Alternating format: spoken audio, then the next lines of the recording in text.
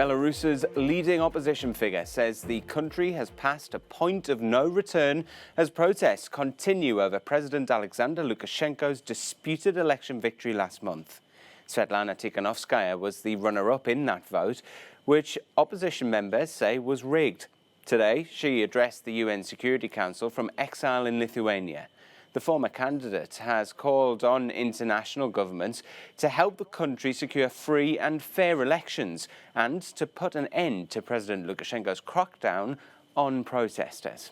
A nation cannot and should not be a hostage to one man's thirst for power. And it won't. Belarusians have woken up. The point of no return has passed. The EU has announced that it will place sanctions on senior officials in Lukashenko's government, but has yet to release a list of names. Earlier on, I was joined by Belarusian journalist and political commentator Franek Viachorka. He says it's still unclear when those sanctions will be confirmed.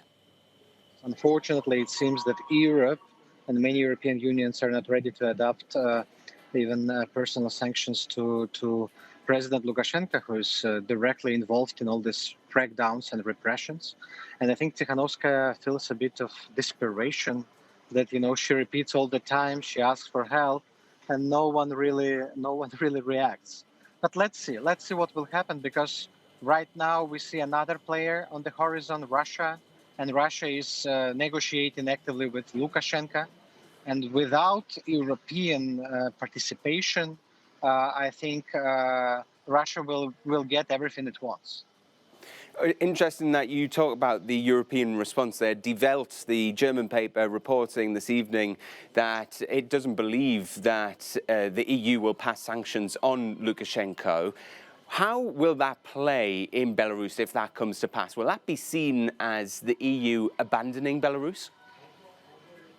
Yes, I think for many Belarusians involved in organizing and participating in protests, this is kind of betrayal. I even wrote about this on Twitter, that there is a frustration.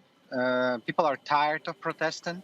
Many of these people are protesting actually in support of European values, European principles, and then they hear from European countries that we are not ready to adopt sanctions toward your leader.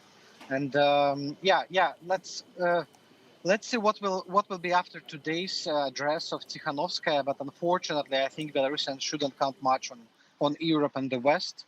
Unfortunately, we can see that geopolitics and realpolitik approach is in game.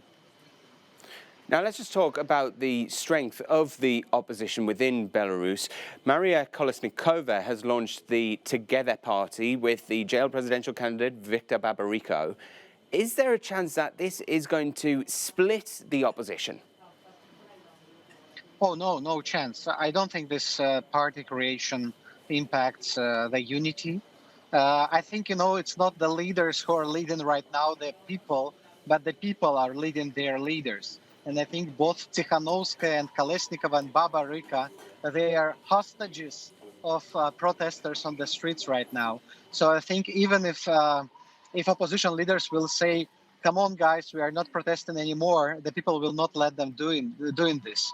I know that Kolesnikova and Tsikhanouskaya talked to each other this week, and I think they agreed on the common plan. And I think they will announce about the unity again, to let people gather together again this weekend without any doubts about the unity.